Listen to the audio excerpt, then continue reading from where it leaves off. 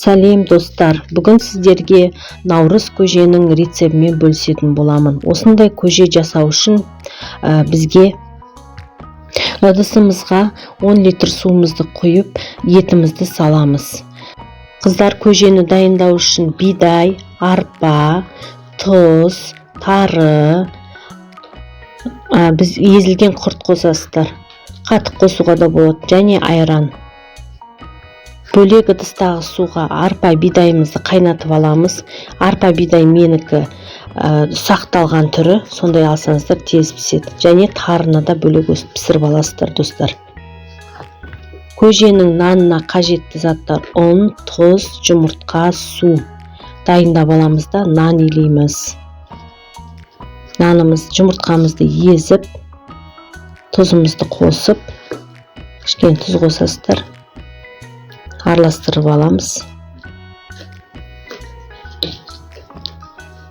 Үстіне суымызды қосып, нан илейміз.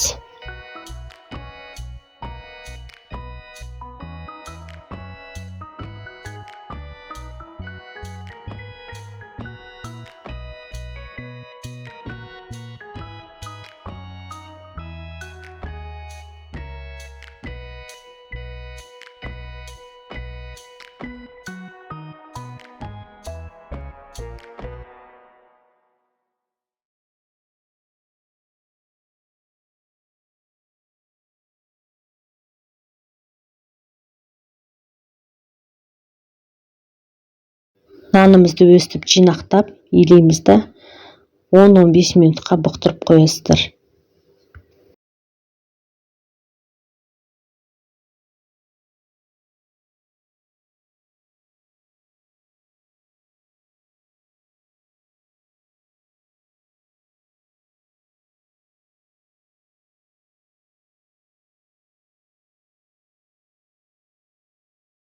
Нанымызды осылай аса жұқа қылмай жаясыздар достар. Лапшаға арналған нан ғой бұл.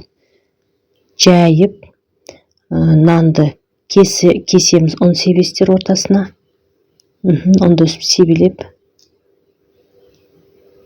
оқтауымыздың көмегімен алып, нанды ораймыз да, орап кесеміз.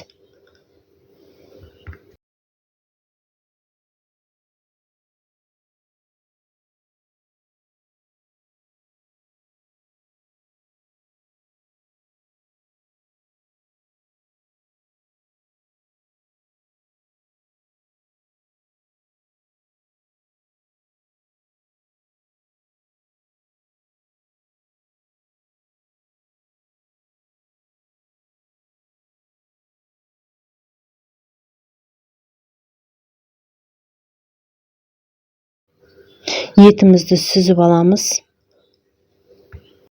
Етімізді сүзіп алғаннан кейін турап дайындап қоямыз. Осы еттің сорпасына лапшамызды осылай пісіріп аламыз. Достар, осындай көжеміз дайын болды. Көжемізді дастарханға ұсынарда айранды бірақ қосасыздар. Әйтпесе ашып кетеді. Достар, осы видеом сіздерге ұнаған болатын болса, менің арнама тіркеліп, лайк басуды ұмытпаңыздар достар.